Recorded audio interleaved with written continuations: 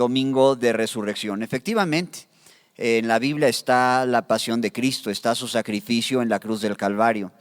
Está también cuando Él resucita de entre los muertos y dejando a un lado el misticismo que acompaña todo esto de la celebración de la Semana Santa. Decía yo que, por ejemplo, en Filipinas hay gente que se hace crucificar realmente. No es así una dramatización aquí como el Cristo de Iztapalapa, no. Allá sí se ponen clavos y todo esto, y envuelto de mucho sacrificio, pensando en este misticismo que se puede llegar a agradar a Dios, la peregrinación del silencio, aquí nada más en Tasco, donde la gente se pone pues esos manojos de ramas con espinas para sangrarse la espalda, y pueden llegar a pensar que eso agrada al Señor.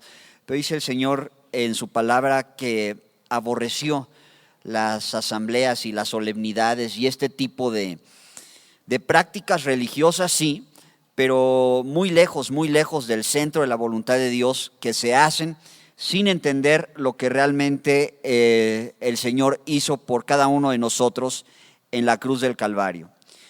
Quiero suplicarles que abran su Biblia en Marcos capítulo 16.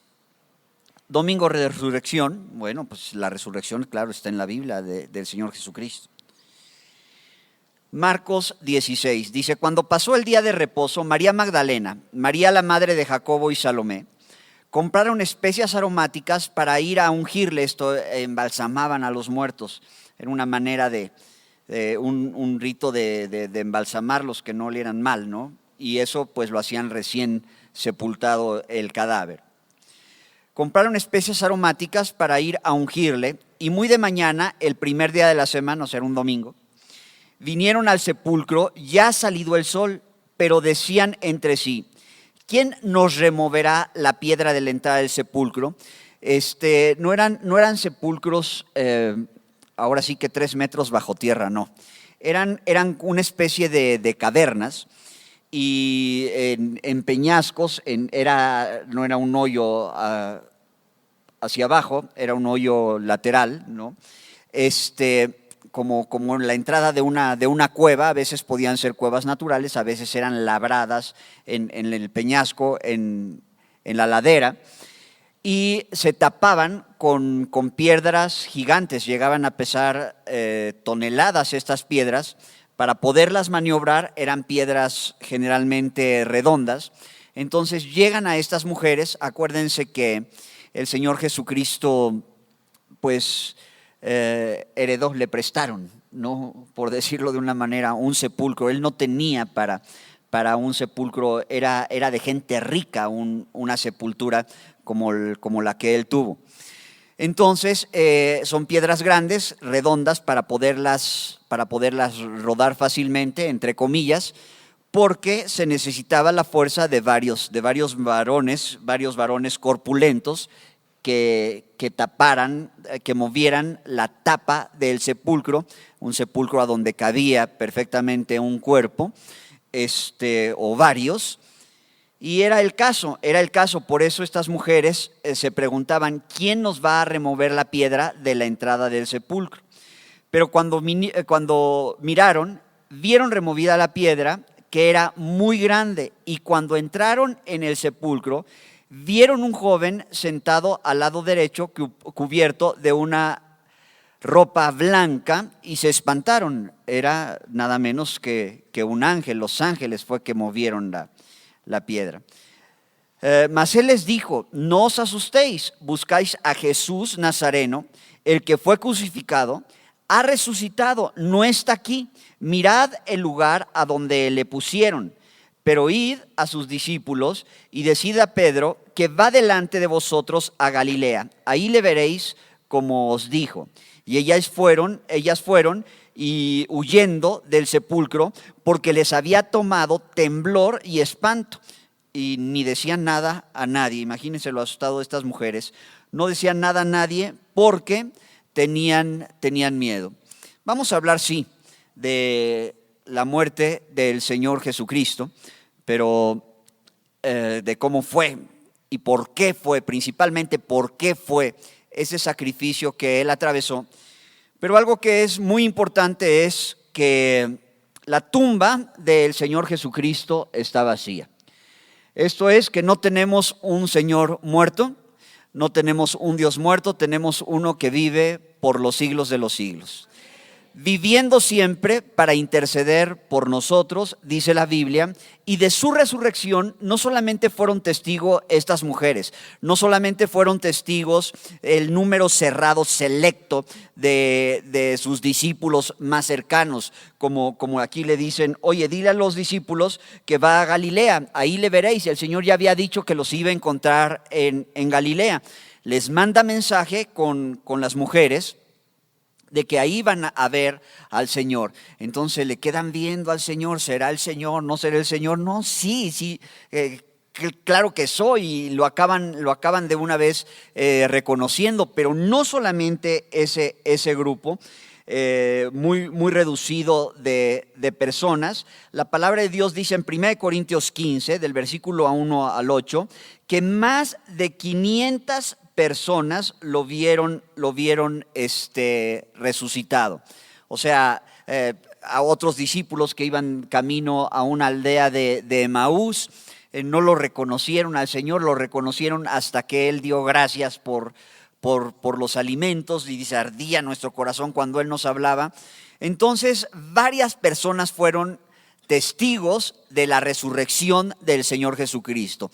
Pero si hablamos del Señor que resucitó, que está sentado a la diestra del Padre, que lo vieron varios testigos más también elevarse y yéndose a la presencia del Padre. Bueno, si resucitó fue porque necesariamente tuvo que pasar por el trago, y en este caso sí, un trago amargo de la muerte. Y muerte pues en sacrificio, y un sacrificio por tortura. Lo crucificaron al Señor Jesús, pero antes de los clavos en las manos y en los pies, aquellos que no creía Tomás que pudiera ser el Señor, que el Señor le dijo, ven, mete tu dedo en mis manos. O sea, ahí estaba la perforación de los clavos.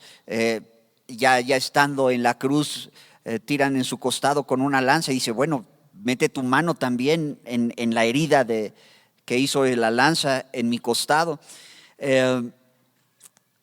No solo los clavos, no la herida está en el costado. Desde el momento que fue arrestado el Señor Jesús, fue una turba de personas, y dice la Biblia que fueron con antorchas y fueron con palos. Y a la hora que llegan allá a arrestar al Señor Jesús, momentos antes de esto, ya había empezado a sufrir el Señor, que le pidió a sus discípulos que oraran, que estuvieran velando con Él en oración. Se quedaron dormidos, no entendían lo que estaba pasando. El Señor Jesús se aflige a tal grado esa noche ahí en el huerto de Getsemaní, en el huerto de los olivos, que dice que de esta aflicción empezó a sudar, y su sudor eran como grandes gotas de sangre. ¿Qué tan afligido tiene que estar alguien para que por los poros le salga sangre? Llegan, arrestan al Señor, lo prenden, y a la hora que preguntan, estamos buscando a Jesús, y Jesús contesta, yo soy. Cuando contesta yo soy, los que habían ido a buscarle retrocedieron y cayeron de espaldas, porque nadie puede permanecer de pie delante de él. Yo soy el que soy, de Dios. Ellos entendían lo que estaba pasando. ¿A quién buscas? A Jesús. Yo soy. La presencia impresionante del Señor hace que se vayan de espaldas. Eso no los detuvo. Lo someten y lo llevan a un mal juicio, porque pues prácticamente no se le hizo un juicio conforme al derecho romano legal, porque por juicio fue quitado. Y mientras estos pretorianos, estos soldados romanos lo interrogaban, pues haz de cuenta un exagerado interrogatorio judicial de hoy día. Pero no era con Tehuacán ni con un ahogamiento simulado con un trapo en la cara y que le ponen agua, no. Literalmente era a punta de patadas o de macanazos y de cualquier cantidad de vejaciones. Le escupían al Señor, se mofaban de él, decían, tú dices que eres el rey, y le quitaron su manto, le pusieron uno real mofándose todavía de él. Le ponen una corona de espinas, que no es así una diadema, era más bien un tipo casco. Y los que han ido por allá a estas regiones de Israel, bueno, es hasta una atracción turística, lamentablemente, tristemente, porque de todo se hace mercado, que llevan a los turistas y ven el tipo de espinas que nacen en esa región, que pueden crecer a más de 5 centímetros y son extraordinariamente duras, no se pueden romper con la mano, parecen hueso. Pues de eso se tejían las coronas para martirio, que les digo que era como un casco, no como diadema. Y una vez puesta en la cabeza del Señor, le ponen un manto tapándole la cara y le pegaban con las macanas, con las cañas en la cabeza para que esas espinas perforaran la cabeza del Señor. Le daban de puñetazos y se mofaban de él. Y tú eres Cristo, entonces profetiza. ¿Quién te golpeó? Tanto que a la hora que lo ven cargando la cruz que tenía que llevar al monte de la calavera, o Gólgota, o monte Calvario, las mujeres lo ven y lloran, y el Señor se voltea y les dice, hijas de Jerusalén, no lloren, lloren más bien por ustedes, porque yo como quiera, yo creo que eso pensó, ¿no? Voy a estar en la presencia de Dios, pero ustedes se quedan. Lloren por ustedes, porque si esto hacen conmigo presente, o sea, dice el Señor, tal cual dijo, si esto hacen con el árbol verde, ¿qué no harán con el seco? Una agonía sufrió el Señor. En la cruz, la muerte era por asfixia. Estaba diseñado el asunto para que la gente se tardara en morir, porque tenía que ser un escarmiento para malhechores. El asunto está que el Señor Jesucristo no conoció pecado. Antes de subirlo a la cruz, le flagelan, le golpean la espalda, y en los museos se ve cómo eran este tipo de látigos que usaban para flagelar. Eran látigos, no era un solo chicote, que con eso pues ya era más martirio que suficiente, sino con muchas puntas, y en las puntas o tenían huesos o tenían una terminal de plomo, de hierro, pero en forma de rejón. ¿Sabes qué es un rejón? Es como la punta de un anzuelo, que tiene un pico que se puede encajar y tiene otro para que no se salga el pez, por eso está así como si fuera una V, pero con mucho filo, una V. Y así era ese flagelo con el que lastimaron al Señor. Esto es, no solamente el verdugón que podía dejar un latigazo, sino era el asunto que entraba en la piel, se encajaban estos rejones, estas puntas, se tiraba de él para darle el siguiente latigazo, y a la hora que jalaban, pues se llevaban parte de piel.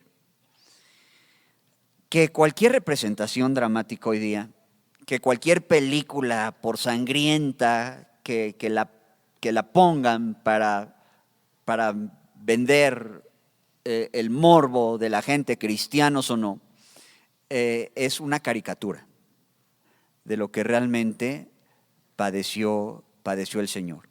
Estaba profetizado, lo voy a leer al rato, cómo perdió toda apariencia humana su su rostro. Un martirio grande. Y como lo suben en la cruz, pero se trataba de que no murieran rápido, pues era una muerte por asfixia, por eso los ponían, y a la hora de crucificarlos, los pies un poco flexionados para que tuvieran oportunidad de sostenerse en el clavo o en la base que les ponían, para alzar tantito y no quedar completamente colgados porque se morían asfixiados.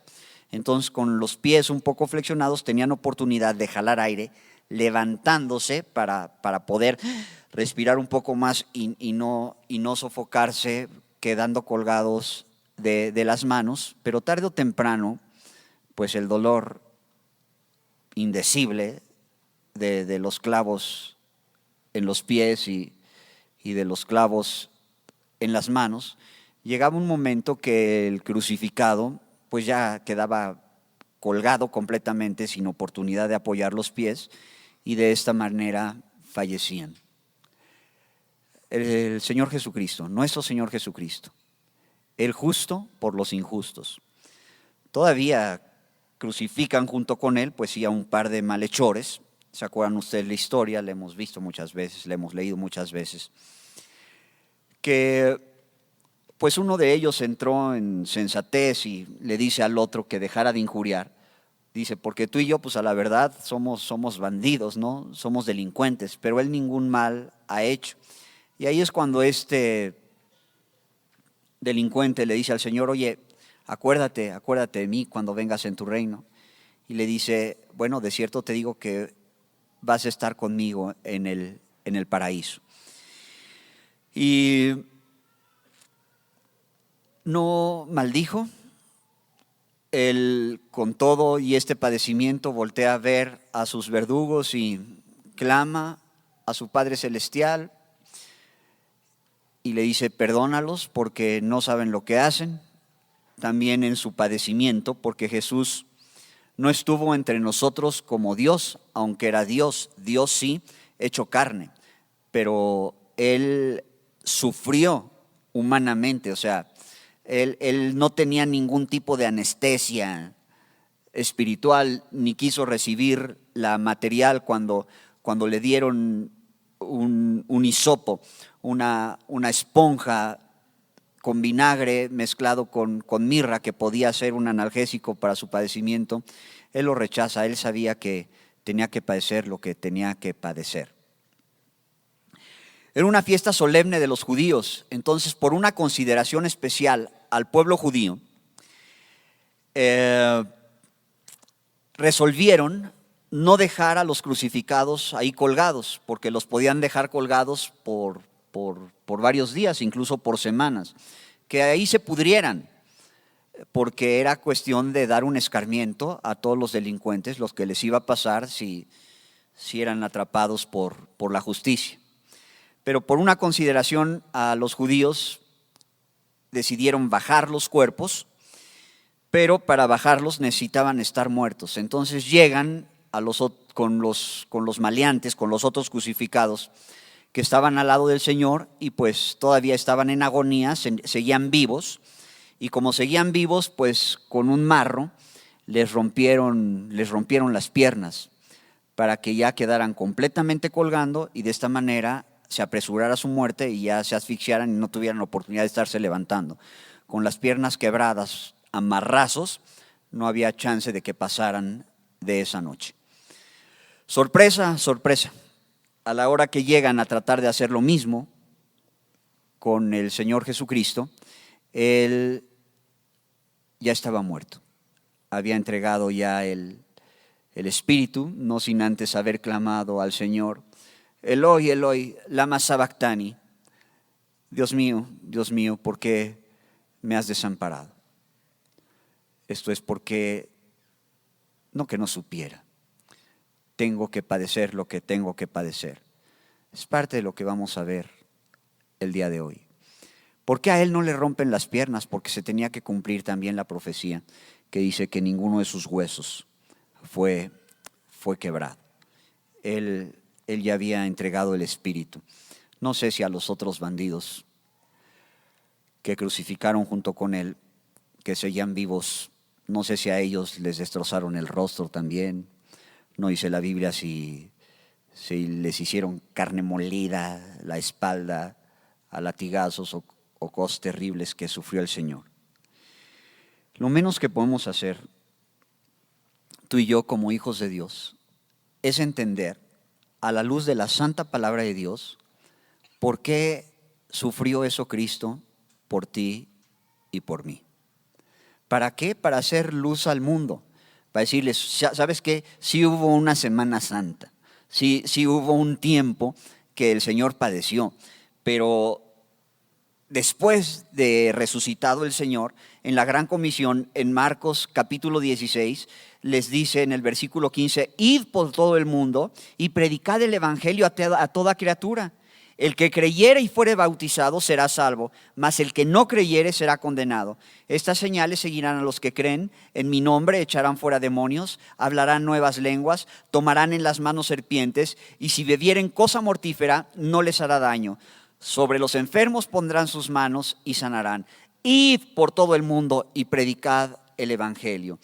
No es nada más recordar algo que es innegable históricamente que pasó, porque estamos en el 2017 después de Cristo. Se parte el calendario, se parte la historia del mundo completo, antes y después del Señor Jesucristo. No solamente un dato histórico de un profeta prominente, sobresaliente, o como heréticamente quieren decir algunos, un iluminado rodeado de misticismo, la persona del Señor Jesucristo. No, es Dios hecho carne, que murió por ti y por mí, para perdonar nuestros pecados, para que otorgarnos el regalo de la vida eterna, pero entendamos más profundamente el asunto de lo que Él consiguió para nosotros a la hora que padeció este martirio, a la hora que fue crucificado.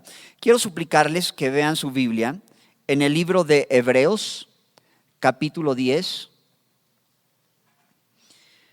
Hebreos 10, voy a leer del versículo 5 en adelante.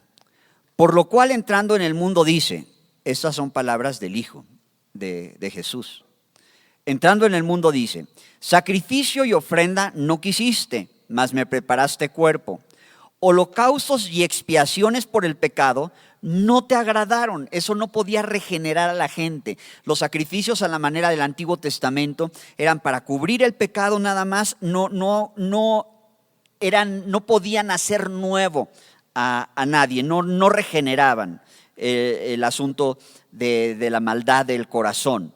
Solo tapaban ahí el pecado. Sacrificio y ofrenda no quisiste, mas me preparaste cuerpo. Versículo 6, holocaustos y expiaciones por el pecado no te agradaron. Entonces dije, he aquí que vengo, oh Dios, para hacer tu voluntad, como en el rollo del libro está escrito de mí diciendo primero, sacrificio y ofrenda y holocaustos y expiaciones por el pecado no quisiste ni te agradaron, las cuales cosas se ofrecen según la ley. Y diciendo luego, he aquí vengo, oh Dios, para hacer tu voluntad, quítalo primero para establecer esto último. En esa voluntad somos santificados mediante la ofrenda del cuerpo de Jesucristo, hecha una vez para siempre. Y ciertamente todo sacerdote está día tras día ministrando y ofreciendo muchas veces los mismos sacrificios que nunca pueden quitar los pecados. ¿Se acuerdan de Juan el Bautista cuando se refiere a Jesús? Porque estos animalitos que antes se sacrificaban, antes de Cristo, eran una figura de lo que tendría que hacer el Cristo para, en este caso, estamos viendo en primer lugar lo que dice aquí el versículo 10, para santificarnos. Ahorita explico eso. Juan el Bautista, a la hora que se refería a Jesús, como dice, el que viene detrás de mí, no soy digno de desatar postrado la correa de su calzado, pero se refiere a Jesús como el Cordero de Dios, no que tapa, no que cubre, no que esconde un poquito, como el Cordero de Dios que quita el pecado del mundo. O sea, Toda la figura de los sacrificios del Antiguo Testamento se iban a cumplir a cabalidad en el sacrificio del Cordero de Dios, en el sacrificio del Señor Jesucristo. Y dice, en esa voluntad somos santificados, tú y yo somos hechos santos. Somos hechos santos, somos santificados mediante la ofrenda del cuerpo de Jesucristo, hecha una vez para siempre. La corriente popular sacrifica domingo a domingo o diario o cada vez que hacen una celebración, dicen que es el santo sacrificio de la reunión. ¿Cuál santo sacrificio, por el amor de Dios? Esa es una herejía. El Señor Jesucristo no tiene que ser muerto cada domingo, ni tiene que ser muerto cada Semana Santa, ni tiene que ser muerto cada que se hace una celebración religiosa. Él ya fue crucificado una sola vez, perfecta, preciosa, dolorosa, sí, una sola vez para siempre. Y por esa vez, por ese único evento histórico que no se tiene que andar diciendo que se celebra cada día, por esa sola vez nos santificó. Y dice, pero Cristo, habiendo ofrecido, versículo 12, una vez para siempre un solo sacrificio por los pecados, se ha sentado a la diestra de Dios. El versículo 14 repite, porque con una sola ofrenda hizo perfectos para siempre, y repite la palabrita esta, santificados. Hermanos en Jesucristo, el Señor en la cruz del Calvario, en esa vez que se sacrificó, única nada más, que alcanza para toda la eternidad, esa vez a ti y a mí, entre otras, nos hizo santos. Hemos sido santificados mediante el sacrificio del cuerpo de Jesucristo. Y eso lo tenemos que entender como hijos de Dios. Aquí, ¿cuántos hay que tienen al Señor Jesucristo morando en su corazón como su Señor y Salvador? Aprovecha la oportunidad. Si no, cambio el sermón y doy uno evangelístico. Bueno, amigo, amiga que nos visitas, ¿ves todos estos que levantaron la mano? Dicen, y yo les creo, que tienen a Jesús como su Señor y Salvador. Esos que levantaron la mano, para que se entere el planeta, son santos. Y la gente te voltea a ver, ¿cómo que santos? Si yo conozco a este que me invitó. Santo, conozco todos sus antecedentes penales, conozco todo. De santo no tiene nada. Quiero decirte que si esa persona que te invitó tiene a Jesús en su corazón como su Señor y Salvador, ese es un cristiano. Esa persona es un santo, porque con una sola ofrenda nos santificó. No es por nuestros méritos, es por los méritos del Señor Jesucristo en la cruz del Calvario, por su padecimiento, por todo lo que Él tuvo que atravesar. Sí nos salvó, sí nos dio el perdón de pecados y podemos obtener el regalo precioso de la vida eterna. Nos santificó. Hay que entender esto. Los cristianos somos santos. Lo que pasa es que la creencia popular es que un santo es un ser humano que tiene una vida intachable, que hasta milagritos puede hacer, que se le prende una veladora, que se estudia su vida y primero se beatifica y después se canoniza y después se ponen los altares. Eso es herejía.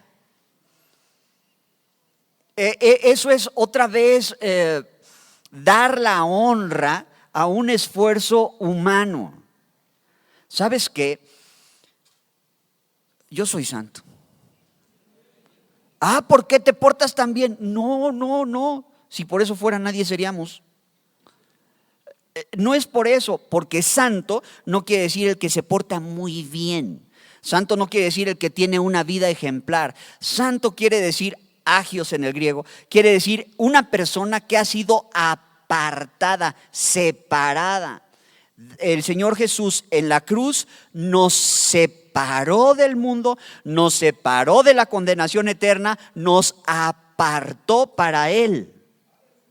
Entonces, yo soy apartado. A la hora que alguien pretenda venir por mí y decirte, ¿te vas a chicharrar eternamente? el Señor va a decir, espérate, espérate, espérate. Yo como a las conchas de la cena. Está apartado. Ese es o llévatela. No, ahí muere. No. Bueno, ese símbolo de apartado no fue tan grotesco como la concha de la cena. Sabes que sí fue así, pero con la sangre preciosa de Jesús. Entonces, él no se lo llevan. Y van a decir, ni se portó tan bien. El Señor va a contestar, dime algo que yo no sepa. De todas maneras, Él aceptó mi sacrificio en la cruz, yo lo aparté para mí. Esto no niega, no evade la responsabilidad que tenemos como hijos de Dios, porque la Biblia dice, el que es santo, santifíquese todavía. Esto es, ya estamos apartados para el Señor, tenemos una posición de santos, de apartados para Él, pero tenemos que hacer un compromiso y un esfuerzo diario para seguirnos apartando de la vida de pecado, para seguirnos apartando de las cosas que ofenden a Dios. Entonces el Señor en la cruz nos apartó, nos santificó. ¿Qué más hizo el Señor en la cruz? Vean por favor Romanos 3.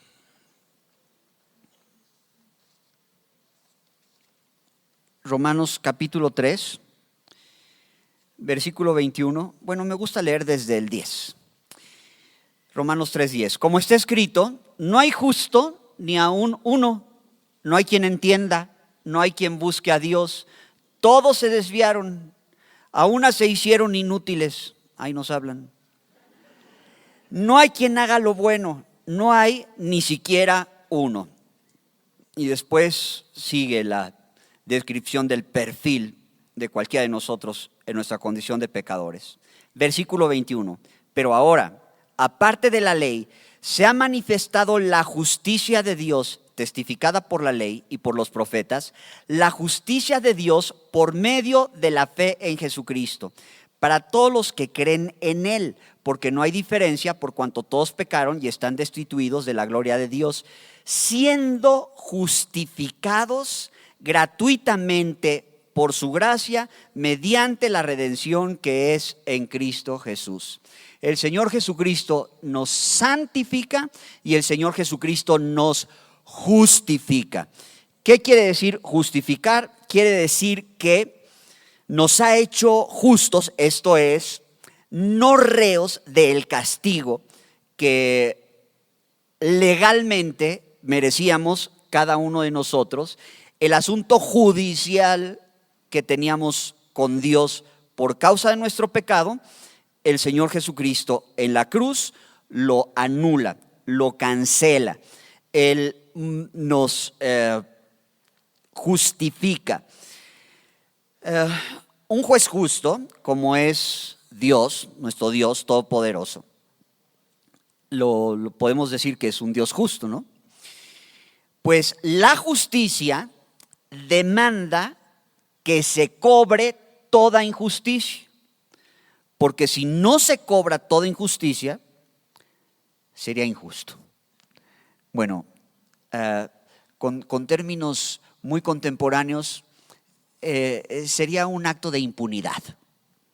Esto es delinquir sin que la justicia caiga rigurosamente sobre el delincuente. Acabo de leer, delante de los ojos de Dios, todos somos delincuentes. Entonces, Dios se la tiene que cobrar, si no habría impunidad. Pues el Señor nos justifica, arregla ese problema judicial diciendo, sacrificio y ofrenda no te agradaron, pero yo vengo, Señor, para hacer tu voluntad. Esto es, este te la debe, yo te la pago, Padre Celestial. Estos te la deben, yo te lo pago. Oye, pero ¿cómo es posible? Por amor. Y tan es justo que Él sí no conoció pecado. O sea, se muere el justo por los injustos. Esto es, nos justifica. Y anula, dice, el acta de los decretos que había contra nosotros, que nos era contraria, quitándola de en medio y clavándola en la cruz.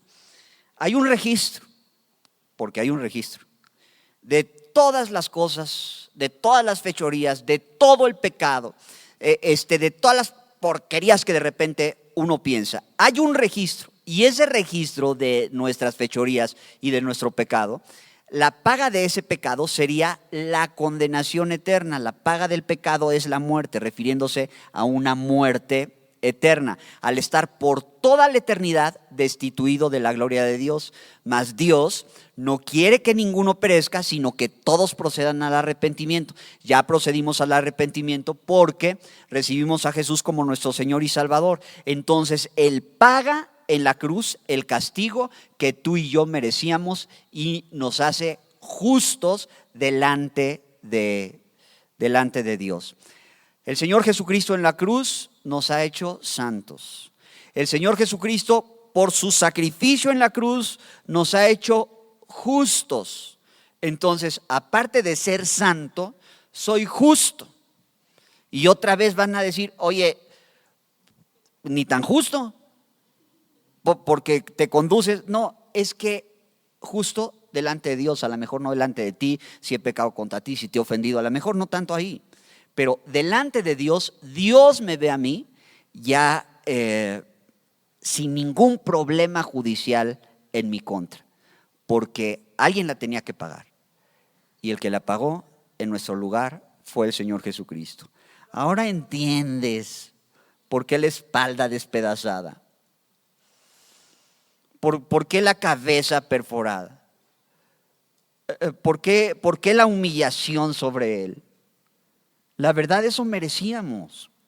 Y alguien dice, oye, yo no soy tan malo, yo no he matado, o bueno, no a tantos, yo no he secuestrado a nadie. No, pero tú y yo, ya lo leí, no hay justo ni aun uno, no hay quien entienda, no hay quien busque a Dios, todos se desviaron, a unas se hicieron inútiles, no hay quien haga lo bueno, no hay ni siquiera uno. No necesitas ser el mochaorejas para condenarte eternamente. Porque el primero y más grande mandamiento, que vas a amar al Señor con todo tu corazón, con todas tus fuerzas, con toda tu mente, con toda tu alma, es el más grande mandamiento. Sabes que todos hemos fallado al más grande mandamiento, entonces todos somos reos de la más grande condenación. Porque ese es el mandamiento más grande. ¿Y quién puede decir que ha amado a Dios con toda su mente, con todo su corazón y todo? Alguien va a decir, yo, bien por ti. ¿Y lo has hecho absolutamente todos los días de tu vida? No. Ups, condenado eternamente. No, claro que no. Porque para eso sufrió lo que sufrió nuestro Señor Jesús. Por amor. ¿Qué más hizo el Señor Jesucristo en la cruz a través de ese padecimiento? Primera de Corintios 1:30. Mas por Él estáis vosotros en Cristo Jesús, el cual nos ha sido hecho por Dios sabiduría, ¿sí? Justificación, ya vimos. Santificación, y añade 1 Corintios 1:30. Y redención, para redimirnos. El Señor Jesucristo en la cruz nos redimió. ¿Qué es redimir? Es pagar el rescate. Cuando unos delincuentes levantan a alguien, lo secuestran, pues piden un rescate. La persona que paga el rescate es el redentor. La persona que, si no se paga rescate, pero el cuerpo de policías que puede llegar y rescatar, sacar de ahí a la víctima de la situación penosa a donde estaba siendo cautivo, ellos serían los redentores. Bueno, el Señor Jesucristo nos redimió, es nuestro redentor. ¿En dónde estábamos presos, esclavos? En nuestros delitos y pecados. Y también nos salvó, pagando el rescate, nos salvó de la condenación eterna. Entonces no es una representación dramática. No es una ceremonia mística religiosa a donde en las procesiones se van con aquellas grandes caperuzas, con cucuruchos en la cabeza, así parece, muchos cargando algún ídolo. Es que el justo padeció por los injustos, para que tú y yo pasáramos de muerte a vida. ¿Por qué lo hizo el Señor? Lo hizo por amor. ¿Qué fue lo que hizo el Señor en la cruz? ¿Por qué sufrió lo que sufrió? Para hacernos santos, para hacernos justos, para pagar el rescate. Ahora, ¿ya lo conoces como cristiano? Es tiempo de cumplir la gran comisión, ir y predicar el evangelio y ser luz en medio de las tinieblas. Y yo me atrevo a decir, por el tiempo que estamos viviendo, en medio incluso de las tinieblas con tintes religiosos. ¿Cuánta gente de esas procesiones no les ha amanecido? ¿Cuánta gente en ignorancia piensan que están agradando al Señor, sin entender que no es cuestión de sacrificios y sacrificios y sacrificios, uno solo, y ya fue hecho hace aproximadamente 2000 años. Quiero suplicarte que inclines tu rostro y nos vamos a despedir con esta porción de la Escritura, pero vale la pena que la medites con tu rostro inclinado. Está en el libro del profeta Isaías, parte del capítulo 52, todo el capítulo 53. Lo meditas, lo lees en casa. Dice: he aquí mi siervo será prosperado, será engrandecido y exaltado y será puesto muy alto. ¿Cómo se asombraron de ti muchos? De tal manera fue desfigurado de los hombres su parecer, y su hermosura más que la de los hijos de los hombres. Así asombrará él a muchas naciones, los reyes cerrarán ante él la boca, porque verán lo que nunca les fue contado y entenderán lo que jamás habían oído. ¿Quién ha creído a nuestro anuncio? ¿Y sobre quién se ha manifestado el brazo de Jehová? Subirá cual renuevo delante de él, y como raíz de tierra seca. No hay parecer en él ni hermosura. Le veremos, mas inatractivo para que le deseemos. Despreciado y desechado entre los hombres, varón de dolores, experimentado en quebranto. Y como que escondimos de él el rostro. Fue menospreciado y no lo estimamos. Ciertamente llevó él nuestras enfermedades y sufrió nuestros dolores, y nosotros le tuvimos por azotado, por herido de Dios y abatido. Mas él herido fue por nuestras rebeliones, molido por nuestros pecados. El castigo de nuestra paz fue sobre él, y por su llaga fuimos nosotros curados, salvados. Todos nosotros nos descarriamos como ovejas, cada cual se apartó por su camino, mas Jehová cargó en él el pecado de todos nosotros. Angustiado él y afligido, no abrió su boca. Como cordero fue llevado al matadero, y como oveja delante de sus trasquiladores. Enmudeció y no abrió su boca. Por cárcel y por juicio fue quitado, y su generación, ¿quién la contará? Porque fue cortado de la tierra de los vivientes, y por la rebelión de mi pueblo fue herido. Y se dispuso con los impíos su sepultura, mas con los ricos fue su muerte. Aunque nunca hizo maldad, ni hubo engaño en su boca. Con todo eso, Jehová quiso quebrantarlo, sujetándole a padecimiento. Cuando haya puesto su vida en expiación por el pecado, verá linaje, vivirá por largos días, y la voluntad de Jehová será en su mano prosperada. Verá el fruto de la aflicción de su alma y quedará satisfecho. Por su conocimiento justificará mi siervo justo a muchos y llevará las iniquidades de ellos. Por tanto, yo le daré parte con los grandes y con los fuertes repartirá despojos, por cuanto derramó su vida hasta la muerte y fue contado con los pecadores, habiendo él llevado el pecado de muchos y orado por los transgresores. Por la vía dolorosa